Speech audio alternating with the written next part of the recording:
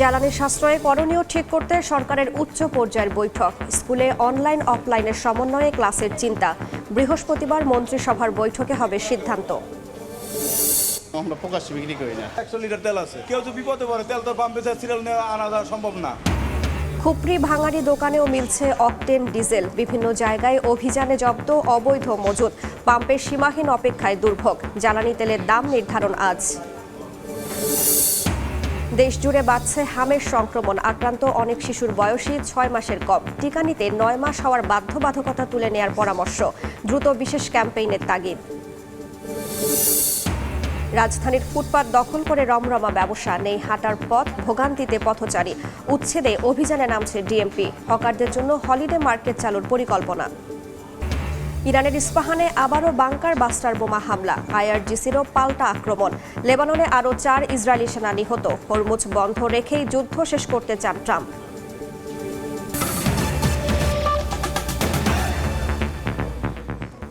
সময় সংবাদের সঙ্গে আছে আমি রাইসা জান্নাত। জ্বালানি সাশ্রয়ের লক্ষ্যে স্কুল পর্যায়ে সশরীরের পাশাপাশি অনলাইনেও ক্লাস নেওয়ার চিন্তা করছে সরকার। বৃহস্পতিবার মন্ত্রিসভার বৈঠকে এ বিষয়ে সিদ্ধান্ত হবে বলে জানিয়েছেন শিক্ষামন্ত্রী এহসানুল হক মিলন।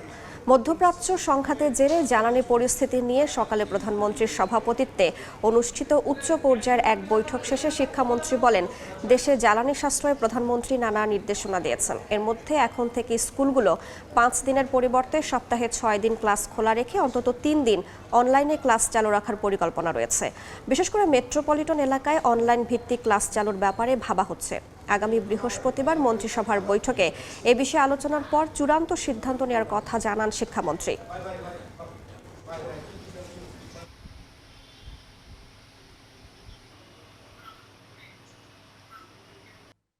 আমাদের স্কুল সিস্টেমগুলোকে অনলাইনে এনে তাদেরকে অন অ্যান্ড অফ মানে ব্ল্যান্ডিং সিস্টেম মনে করেন উইকলি আমাদের 5 দিন ক্লাস ছিল।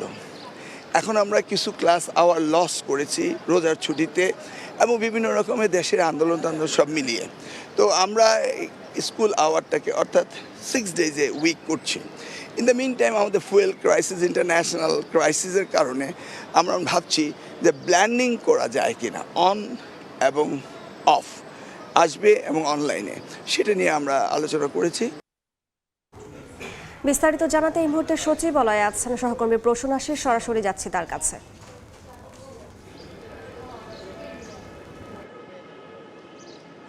দেখুন, এর আগে আমি জানিয়েছিলাম যে সকাল থেকেই প্রধানমন্ত্রী তারেক রহমান একটি উচ্চ পর্যায়ের বৈঠক করেছেন দেশের জ্বালানি পরিস্থিতি নিয়ে, এবং এই বৈঠকে কিন্তু বিদ্যুৎ জ্বালানি এবং খনিজ সম্পদ মন্ত্রী ইকবাল হাসান মাহমুদ এবং প্রতিমন্ত্রী অনিন্দ্য ইসলাম অমিত, একই সঙ্গে শিক্ষামন্ত্রী এহসানুল হক মিলন ছিলেন। এছাড়া জ্বালানি বিশেষজ্ঞরা ছিলেন এবং জ্বালানি সংক্রান্ত যে বিভিন্ন মন্ত্রণালয়, সেই মন্ত্রণালয়ের সংশ্লিষ্ট ঊর্ধ্বতন কর্মকর্তারা কিন্তু এই উচ্চ পর্যায়ের এই বৈঠকটিতে ছিলেন।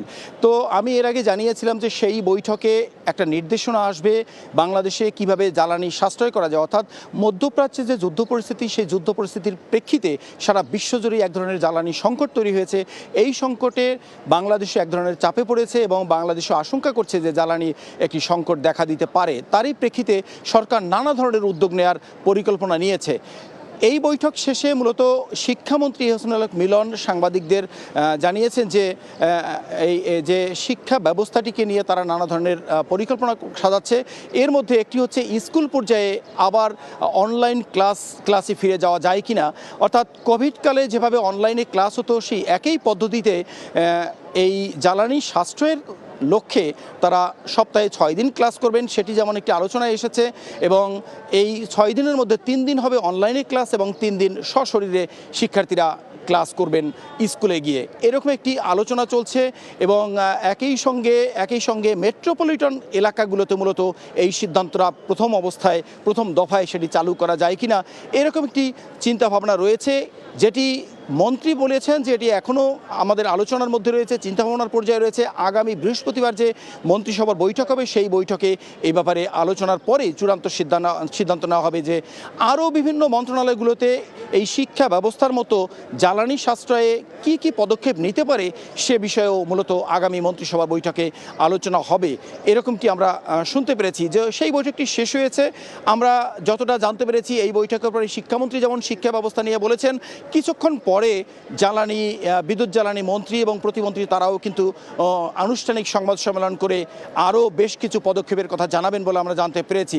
এই ছিল মূলত সচিবালয় থেকে এই জ্বালানি সাশ্রয়ের জন্য প্রধানমন্ত্রীর বৈঠকের সবশেষ তথ্য। এছাড়া প্রধানমন্ত্রীর বেশ কয়েকটি বৈঠক রয়েছে, সেগুলো সম্পর্কে আমরা যখন জানতে পারবো সেগুলো পরবর্তীতে জানিয়ে দিতে পারবো। এই ছিল সবশেষ তথ্য। সরাসরি যুক্ত ছিলাম সচিবালয়ে। রাজধানীতে খুপড়ি ঘরে বিক্রি হচ্ছে অকটেন, ভাঙাড়ির দোকানে মিলছে ডিজেল। রাজধানীর পার্শ্ববর্তী এলাকা কেরানীগঞ্জেও যেখানে সেখানে মিলছে জ্বালানি তেল। কালোবাজারি প্রমাণ করে জ্বালানি তেলের ওপর সরকারের নিয়ন্ত্রণ নেই বলছেন বিশেষজ্ঞ। মঞ্জুরুল হক মঞ্জুর, ক্যামেরায় বুলবুল রেজার রিপোর্ট। আমি মানুষের উপকারের জন্য এটা খারাইছি, তেল পাওয়া গেছে না। কেউ যদি বিপদে পড়ে তেল তো পাম্পে সিরিয়াল নিয়ে আনা যাওয়া সম্ভব না। আমরা পাম্পের রেটের মতো বিক্রি করছি। সময় সংবাদের ক্যামেরা দেখা মাত্রই দৌড়, কিন্তু কেন? ক্যামেরা দেখে এত ভয়ের কারণ কি? রাজধানীর বসিলা এলাকায় রোববার বেলা 12টায় প্রকাশ্যে অকটেন বিক্রি করতে দেখা যায় এই ব্যক্তিকে। ক্যামেরা দেখা মাত্রই তাই তার পালিয়ে যাওয়া। 10 মিনিট পর আবারও দেখা মেলে ওই ব্যক্তির। এবার নিজেকে আড়াল করতে মোটরসাইকেলে চড়ে দ্রুত সটকে পড়েন। বসিলা ব্রিজে ওঠার আগে একটি খুপড়ি দোকানে অকটেন বিক্রি হয় এমন তথ্য আছে সময় সংবাদের কাছে। সত্যতাও পাওয়া গেল। মুখে মাস্ক পরা এই ব্যক্তিকে প্রায় আধা ঘন্টা অনুসরণ করে সময় সংবাদ। দোকানের ভেতরে আরেকজন ব্যস্ত বড় গ্যালন থেকে পানির বোতলে অকটেন ভরার কাজে। এরই মধ্যে মোটরসাইকেল নিয়ে হাজির ক্রেতা। সময় টিভির উপস্থিতি টের পেয়ে তড়িঘড়ি করে দোকান বন্ধ করে তিনিও স্থান ত্যাগ করেন। কোথায় পেলেন এত অকটেন জানতে চাইলে বলেন নারায়ণগঞ্জের একটি ডিপো থেকে প্রতিদিন তেল আনার কথা। পাম্প থেকে না খোলা বাজার থেকে? ডিপুর থেকে আনে, এরা তেল ডিপুর থেকে আনে, আমরা হইলে ওনাদের থেকে আনি। আমার এটাতে সংসার চলে, কারণ আমি ভাবলাম আমার কাছে টাকা টোকা নেই, কিছু তেল বেচি, এটার জন্যই টানলাম ভাই। বসিলা ব্রিজ পার হয়ে ঘাটার চরে গিয়ে দেখা গেল পিকআপ ভ্যানে ডিজেল সরবরাহ করছেন এক দোকানি। এলাকা ভিত্তিকের কিছু আর কি সার্ভিস দেওয়ার জন্য আনছি, এরকম আমরা প্রকাশ্যে বিক্রি করি না। ওরা আনে আরেক জায়গার থেকে, ওরা থার্ড পার্টি, ওরা এসে দেওয়া যায়। এখন আমি তো ওদেরকে ভালো মতো চিনি না। আর কেরানীগঞ্জের জাউলাবাড়ি, বামনসুর সহ আশপাশের বিভিন্ন এলাকায় প্রকাশ্যেই বিক্রি হচ্ছে ডিজেল। আরেকজনের তেল আপনি কিভাবে রাখেন? আমার কাছে তেল নিত, এখন রেখে গেছে। আর এইটা আপনার? হ্যাঁ, এটা বাঁচতে আমার ব্যান গাড়ি খেপ মারি না, বুঝে নেওয়ার সময় যে 2-4টা তেল আনি। মোহাম্মদপুর মিরপুর বেড়িবাঁধে ভাঙারির দোকানে বিক্রি হচ্ছে ডিজেল। কারো আবার সহজ স্বীকারোক্তি তেল মজুত করার। ডিজেল আছে। শুধু ডিজেল? ডিজেল কত করে বিক্রি হয়? এই যার থেকে যা নিতে পারি।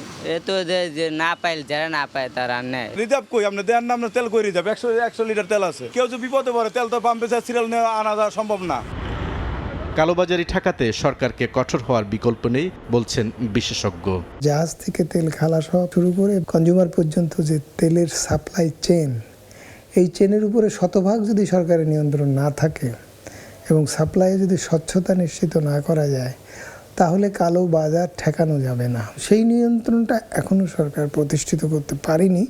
এটাই তার প্রমাণ যে সব জায়গায় তেলের অলরেডি কালো বাজার এস্টাবলিশড হয়ে গেছে। বাংলাদেশের আইনে মজুতদারির জন্য কঠোর সাজার বিধান রয়েছে। তেল নিয়ে চলছে তেলেসমাতি, থেমে নেই কালোবাজারিরা। খোলা বাজারে ক্রেতা বিক্রেতার মধ্যে চলছে লুকোচুরি। খুপড়ি দোকানে মিলছে অকটেন, আর ভাঙারির দোকানে পাওয়া যাচ্ছে ডিজেল। বুলবুল রেজা, সময় সংবাদ, ঢাকা। এদিকে পাম্পে তেলের জন্য অপেক্ষা চিত্র এখনও বদলায়নি। এই মুহূর্তে ঢাকা ক্যান্টনমেন্ট এলাকায় আছেন সহকর্মী শফিকুজ্জামান রুবেল, সরাসরি যাচ্ছে তার কাছে।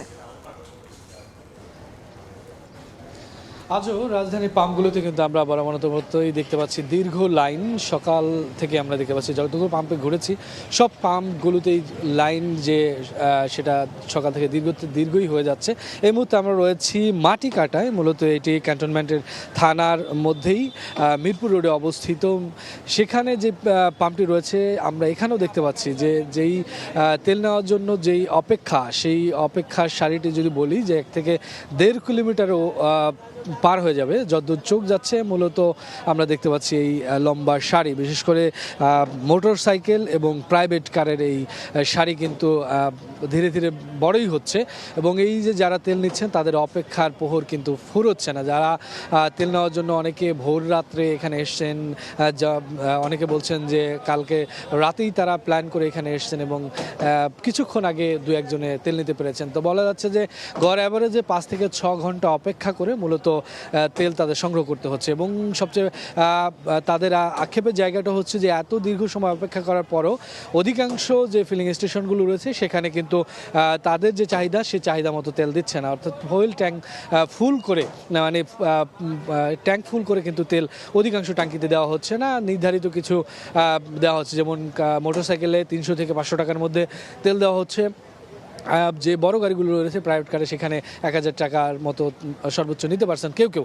আবার 2-1টা স্টেশন আমরা দেখেছি সকালে, সেখানে যে যার মতো যতটুকু ইচ্ছা সে ততটুকুই কিন্তু তেল নিতে পারছেন। তো তাদের মধ্যে একটা ক্ষোভ হচ্ছে যে এই যে সংকট, সেই সংকটটা কতদিন থাকবে সেটা যেমন তারা জানে না, আর প্রতিদিন এভাবে তেল নেওয়া সম্ভব হচ্ছে না।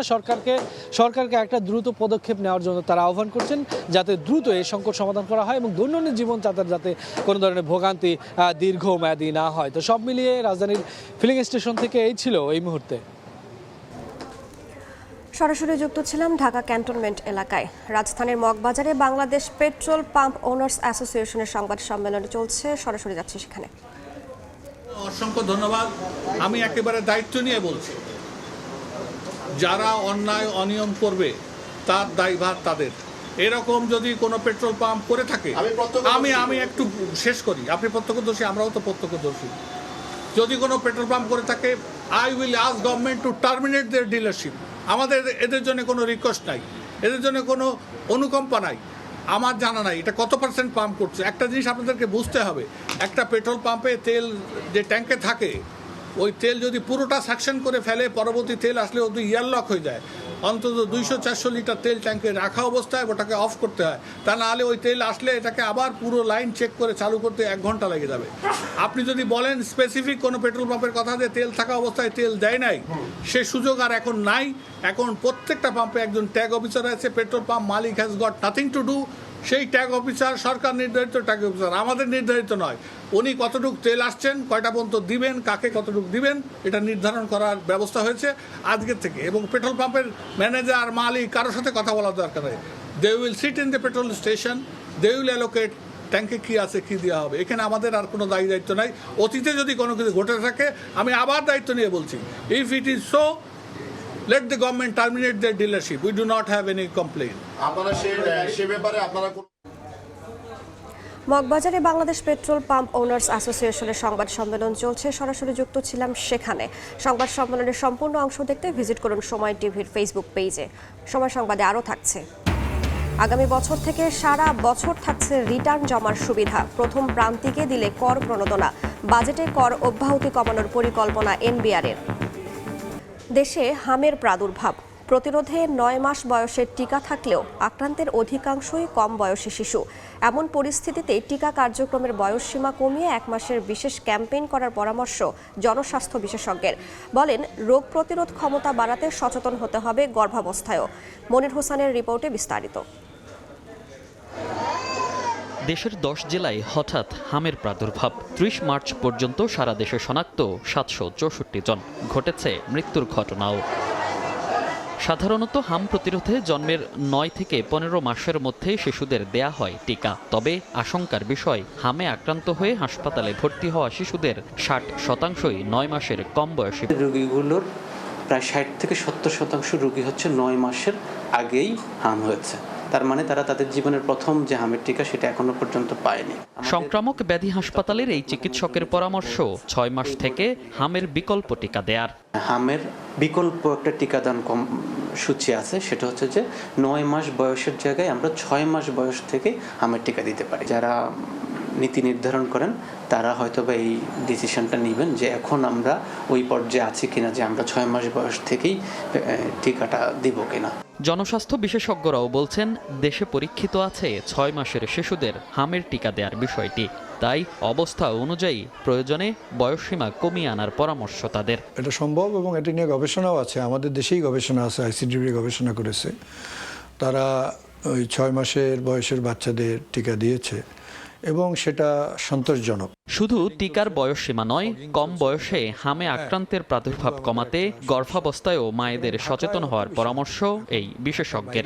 9 মাসের নিচের বাচ্চারা আক্রান্ত হচ্ছে, এই যে আক্রান্ত হচ্ছে তার মানে হলো তাদের মধ্যে ইমিউনিটিটা কমে গেছে এবং এই ইমিউনিটিটা আসে মা থেকে, তার মানে তারা মা থেকে ইমিউনিটিটা পাচ্ছে না, প্রতিরোধ ক্ষমতাটা না পাওয়ার ফলে তারা সাসেপ্টেবল, তারা এই রোগের ঝুঁকির মধ্যে আছে। সোমবার স্বাস্থ্যমন্ত্রী জানান এপ্রিলের প্রথম সপ্তাহ থেকে হামের টিকার সরবরাহ শুরু হতে পারে। আমরা টিকা আনার জন্য 604 কোটি টাকা বরাদ্দ করেছি, মিনিস্ট্রি অফ ফিনান্স কমিটিতে সেটা পাস হয়েছে। দ্রুত গতিতে ইনশাল্লাহ আমরা ভ্যাকসিন আনবো, আমরা ভ্যাকসিনেশনের জন্য আমরা কাজ শুরু করব। মনির হোসেন, সময় সংবাদ, ঢাকা। এই মুহূর্তে রাজধানীর সংক্রামক ব্যাধি হাসপাতালে আছেন সহকর্মী আয়েশা সিদ্দিক সামিয়া এবং বরিশালে আছেন মেহেদি হাসান বাপ্পি। শুরুতেই যাচ্ছি সামিয়ার কাছে।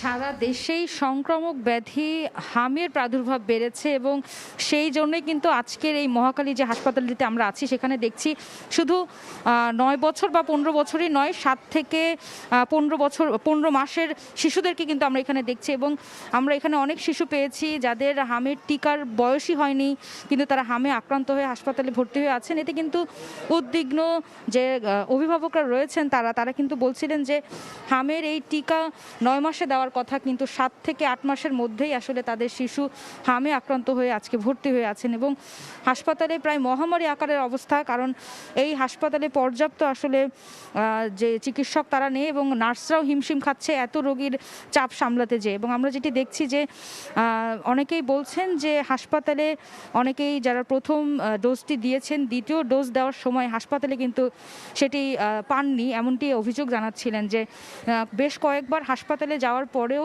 চিকিৎসকরা বলছিলেন যে হামের যে ডোজটি রয়েছে সেটি কিন্তু তারা পাচ্ছেন না। তো এক প্রকার যে টিকা সংকটও কিন্তু আমরা দেখছি। পাশাপাশি চিকিৎসকরা বলছেন যে বিশেষ মুহূর্তে অর্থাৎ মহামারী আকার যদি ধারণ করে সেই বিশেষ মুহূর্তে 9 মাসের আগেই অর্থাৎ 6 মাস থেকেও কিন্তু হামের এই টিকা দেওয়া যায়। এই ব্যবস্থা যদি করা যায় তাহলে কিন্তু এই যে হামের যে প্রাদুর্ভাবটি আছে সেটি কিছুটা কমানো যাবে বলে আশা করছে এবং পাশাপাশি এমনটি বলছে যে প্রতিবারই কিন্তু 5 বছর পর পর এক ধরনের সংক্রামক রোগে দেখা যায়।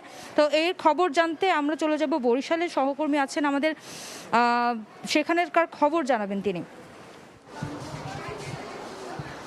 সারা দেশে যে হামের প্রাদুর্ভাব সেটি কিন্তু বরিশালেও কিন্তু প্রকট আকার ধারণ করেছে। চলতি বছরের এই প্রথম 3 মাসে বিভাগে 206 জন আক্রান্ত হয়েছেন, একই সাথে মৃত্যুবরণ করেছেন আরও 8 শিশু। এমন তথ্য জানিয়েছেন স্বাস্থ্য অধিদপ্তর বরিশালের যে কার্যালয়টি রয়েছে সেখান থেকে আমরা এই তথ্য জানতে পেরেছি। গতকাল শেরেবাংলা মেডিকেল কলেজ হাসপাতালের যে অবস্থা আমরা দেখেছিলাম এবং তার প্রেক্ষিতে কিন্তু গতকাল দুপুরের পথে আমরা দেখেছিলাম 3টি আলাদা আলাদা কক্ষে এই হাম রোগে আক্রান্ত শিশুদের চিকিৎসা দেওয়ার জন্য 3টি আলাদা আইসোলেশন কক্ষ খোলা হয়েছে এবং সেখানে এই শিশুদের চিকিৎসা দেওয়া হচ্ছে। এদিকে আমরা রোগীর শিশুদের যে স্বজন অভিভাবক তাদের সাথে কথা বলেছিলাম, তারা বলছেন প্রাথমিক জ্বর ভেবে তারা বাড়িতে প্রাথমিক পর্যায়ে চিকিৎসা দেওয়ার ফলে এবং পরবর্তীতে জ্বর যখন তীব্র আকার ধারণ করে এবং তারপরে লালচে ফুসকুড়ি শরীরে ওঠার পরে তারা বুঝতে পারেন যে আসলে তাদের সন্তান বড় কোনো জটিল রোগে আক্রান্ত হচ্ছে এবং এরপর তারা চিকিৎসকের শরণাপন্ন হলে সেখান থেকেই তাদেরকে এই দক্ষিণের সবচেয়ে বড় চিকিৎসা কেন্দ্র শেরেবাংলা মেডিকেল কলেজ হাসপাতালে পাঠানো এবং এই হাসপাতালটিতে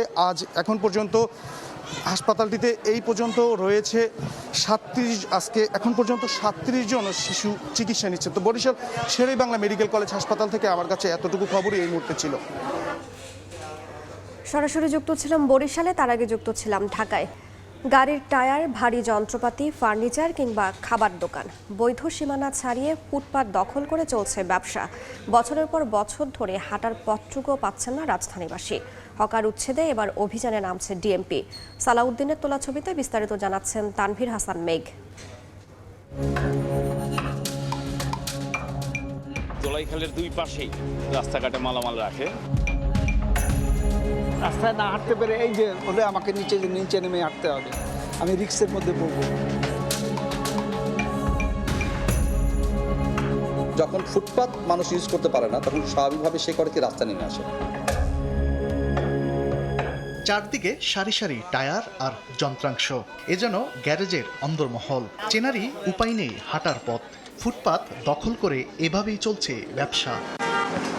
রাজধানীর ধোলাইখালের ফুটপাত পুরোপুরি দখলের কারণে ভোগান্তি তৈরি হলেও নির্বিকার ব্যবসায়ীরা। এদিকে ভাই আগের থেকে এরকম চলতেছে, বুঝছেন, আমরা তো একা না, এদিকে সবাই। আজকে থেকে না, বহু বছর থেকে প্রচলিত হয়ে আসছে, চলতে থাকে। শুধু তো আমরা রাখি না ভাই, আঙ্গ মতো সবাই রাখে। সিরিয়াল দেখেন, ধরেন আমার এই মালটা আমি যদি না রাখি, ওই যে বাইরের ওই দোকানটা আমার কাস্টমারটাকে নিয়ে নেবে, এই কারণে আমার রাখা। কাস্টমার মনে করেন গোডাউনে কম যায়, এই জন্য বাইরে রাখা হয়। শুধু ধোলাইখাল নয়, নগরীর বিভিন্ন এলাকায় একই চিত্র। দোকানের সামনে ফুটপাত জুড়ে রাখা হয়েছে ফার্নিচার, খাবার আর মুদিপণ্যের মালামাল। চলাচলে প্রতিদিনই ভোগান্তি পোহাতে হচ্ছে পথচারীদের। একটা মুদি দোকানের সামনে আইসক্রিমের ফ্রিজ রেখে দেয়, রাস্তা দিয়ে আমরা হাঁটতে পারি না সবসময়। ফুটপাতে হাঁটা জায়গা নেই, তার জন্য আমরা এই রোড দিয়ে হাঁটাহাঁটি করতেছি। এই ফুটপাতের 4টা লাইন যদি রাস্তার মধ্যে থাকে, তাহলে মানুষ কোথা থেকে হাঁটবে বলেন? বিগত দিন থেকে যত রকম নেতাকর্মী বাংলাদেশে আসছে, সবাই বলছে যে আমরা ফুটপথ ক্লিয়ার করব, জনগণের জন্য সুন্দর করে দিব, কিন্তু এটা শুধু এই টিভি মিডিয়া পর্যন্তই হয়। এই অবস্থায় বুধবার থেকে বৈধ সীমানার বাইরে ফুটপাত দখল করে রাখা সব ব্যবসা প্রতিষ্ঠানের বিরুদ্ধে অভিযানে নামছে ডিএমপি। যে সমস্ত ব্যবসা প্রতিষ্ঠান তাদের বৈধ জায়গার বাইরে এক্সটেনশন আকারে ফুটপাতকে দখল করে ব্যবহার করছে, আমরা এবার এটাকে আমরা দখলমুক্ত করব। আমরা এবার এই কাজটা করতে যাচ্ছি 1 এপ্রিল থেকে।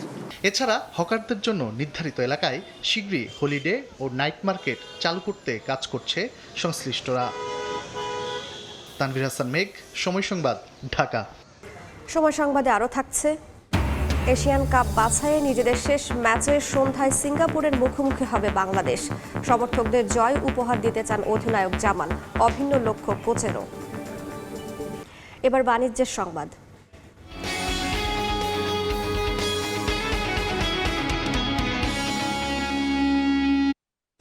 আগামী বছর থেকে সারা বছর রিটার্ন জমার সুবিধা রাখা হবে বলে জানিয়েছেন জাতীয় রাজস্ব বোর্ডের চেয়ারম্যান আব্দুর রহমান খান। সকালে রাজস্ব ভবনে অংশীজনদের সঙ্গে প্রাক বাজেট আলোচনায় একথা বলেন তিনি। জানান, প্রথম প্রান্তিকে রিটার্ন জমা দিলে কর প্রণোদনা দেওয়া হবে। কর অব্যাহতি বেশি থাকার কারণে রাজস্ব আয় কমছে বলে মন্তব্য করেন এনবিআর চেয়ারম্যান। বলেন, আগামী অর্থ বছরের বাজেটে কর অব্যাহতি কমানো হবে, তবে করের হার না বাড়িয়ে বরং আওতা বাড়ানোর পরিকল্পনার কথা জানান আব্দুর রহমান খান।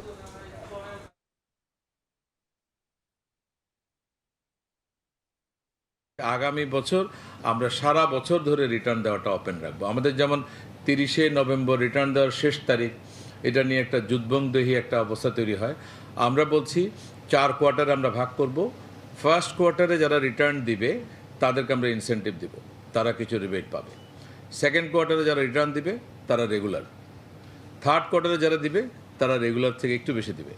ফোর্থ কোয়ার্টারে যারা দিবে তারা আরেকটু বেশি দিবে।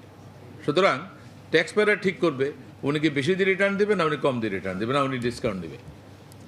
একই জিনিস আমরা কর্পোরেট ট্যাক্সের ক্ষেত্রে করব।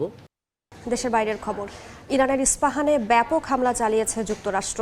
অস্ত্রভান্ডার লক্ষ্য করে 2000 পাউন্ড ওজনের বাংকার বাস্টার বোমা ফেলার দাবি করেছে মার্কিন গণমাধ্যম। হরমুজ প্রণালী বন্ধ রেখেই ইরান যুদ্ধ শেষ করতে চান ট্রাম্প বলে জানিয়েছে ওয়াল স্ট্রিট জার্নাল। এদিকে ইসরায়েল সহ মধ্যপ্রাচ্যের বিভিন্ন দেশে হামলা অব্যাহত রেখেছে আইআরজিসি।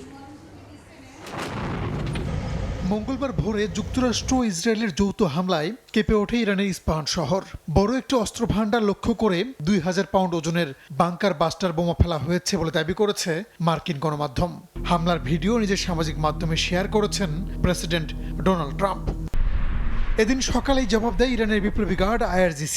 ইসরায়েলের বিভিন্ন স্থাপনা লক্ষ্য করে ক্ষেপণাস্ত্র হামলা চালানো হয়। দুবাইয়ের জলসীমায় থাকা কুয়েতি ট্যাঙ্কার জাহাজে ড্রোন হামলার খবর পাওয়া গেছে। লেবাননের দক্ষিণাঞ্চলে হিজবুলের আক্রমণে ইসরায়েলি সেনা হতাহত হয়েছে। যুক্তরাষ্ট্র ও ইসরায়েলের সঙ্গে চলমান যুদ্ধের অবসান নিয়ে যে কোনো সিদ্ধান্ত দেশের স্বার্থের কাঠামোর মধ্যেই নেওয়া হবে বলে মন্তব্য করেছেন ইরানের প্রেসিডেন্ট মাসুদ পেজেশকিয়ান। সরকারি সেবা গ্রহণে যাতে কোনো সমস্যা না হয় সেজন্য প্রচেষ্টা অব্যাহত রয়েছে বলে জনগণকে আশ্বস্ত করেন তিনি। এদিকে হরমুজ প্রণালী দিয়ে চলাচল করা জাহাজগুলোর কাছ থেকে টোল আদায়ের পরিকল্পনা অনুমোদন করেছে ইরানের পার্লামেন্টারি কমিটি। পরিকল্পনা অনুযায়ী প্রণালী দিয়ে যুক্তরাষ্ট্র ইসরায়েলের জাহাজ চলাচলে বাধা দেয়া হবে। ইরানের বিরুদ্ধে নিষেধাজ্ঞা দেয়া অন্যান্য দেশের জাহাজও প্রণালীতে নিষিদ্ধই থাকবে। ইরানের এমন পদক্ষেপে হরমুজ প্রণালী বন্ধ রেখেই যুদ্ধ শেষ করতে চান মার্কিন প্রেসিডেন্ট ডোনাল্ড ট্রাম্প। তার প্রশাসনের কর্মকর্তাদের বরাত দিয়ে এই তথ্য জানিয়েছে Wall Street journal. Rahanul Rana, সময় সংবাদ। খেলার খবর। এশিয়ান কাপ বাছাইয়ে নিজেদের শেষ ম্যাচে সিঙ্গাপুরের মুখোমুখি হচ্ছে বাংলাদেশ। ন্যাশনাল স্টেডিয়াম সিঙ্গাপুরে ম্যাচ শুরু সন্ধ্যা 6টায়। মূল পর্বে খেলার আশা না থাকলেও শেষটা জয় দিয়ে রাঙাতে চান বাংলাদেশ কোচ হ্যাভিয়ার ক্যাব্রেরা। প্রবাসী বাংলাদেশি সমর্থকদের সমর্থনে মাঠে নিজেদের সেরাটা দিতে চান অধিনায়ক জামাল ভুঁইয়া। একাধিক ফুটবলারের ইনজুরিতে দলেও আসছে পরিবর্তন। শুরুর একাদশে দেখা যেতে পারে মিরাজুলকে। গোলপোস্টে শ্রাবণের পরিবর্তে মিতুল মারমারকে সুযোগ দিতে পারেন কোচ। ফুটবলারদের কাছে ইতিবাচক পারফরমেন্স চান ক্যাব্রেরা। ভুল সূত্রে সিঙ্গাপুর চ্যালেঞ্জ জয়ের আশা বাংলাদেশের। সময় সংবাদের শীর্ষ সংবাদগুলো জানিয়ে দিচ্ছি আরও একবার। জ্বালানি সাশ্রয় করণীয় ঠিক করতে সরকারের উচ্চ পর্যায়ের বৈঠক। স্কুলে অনলাইন অফলাইনের সমন্বয়ে ক্লাসের চিন্তা। বৃহস্পতিবার মন্ত্রিসভার বৈঠকে হবে সিদ্ধান্ত। আমরা প্রকাশ্যে বিক্রি করি না। 100 লিটার তেল আছে, কেউ যদি বিপদে পড়ে তেল তো পাম্পে সিরিয়াল নিয়ে আনা যাওয়া সম্ভব না। খুপরি ভাঙাড়ি দোকানেও মিলছে অকটেন ডিজেল। বিভিন্ন জায়গায় অভিযানে জব্দ অবৈধ মজুদ। পাম্পের সীমাহীন অপেক্ষায় দুর্ভোগ। জ্বালানি তেলের দাম নির্ধারণ আজ। এবং দেশজুড়ে বাড়ছে হামের সংক্রমণ। আক্রান্ত অনেক শিশুর বয়সই 6 মাসের কম। টিকা নিতে 9 মাস হওয়ার বাধ্যবাধকতা তুলে নেওয়ার পরামর্শ। দ্রুত বিশেষ ক্যাম্পেইনের তাগিদ।